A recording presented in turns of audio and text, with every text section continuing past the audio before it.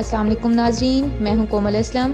खबर शामिल करते हुए आपको बताते चलें, सरगोदा से सीनियर जर्नलिस्ट एम एहसानुल हक से एएसपी सिटी सर्कल मोहम्मद शेब की टाइम के हवाले से बातचीत। उन्होंने कहा कि पंजाब के 3 अजला में मेरी तैनाती हुई है, इंशाल्लाह सिटी सर्कल को टाइम के हवाले से पाक करके दम लेंगे।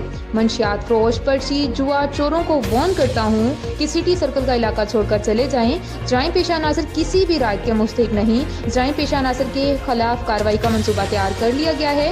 एएसपी सिटी सर्कल का मजीद कहना था कि मंशियात फरोश हमारे माशरे के नासूर हैं। अवामुल नास को इत्तला की जाती है कि अपने इर्द गिर्द जराइम पेशा नाज़र पर नजर रखें और हमें इत्तला दें। मेरे दरवाजे हर किसी के लिए खुले हैं, किसी भी किस्म की सिफारिश नहीं चलेगी।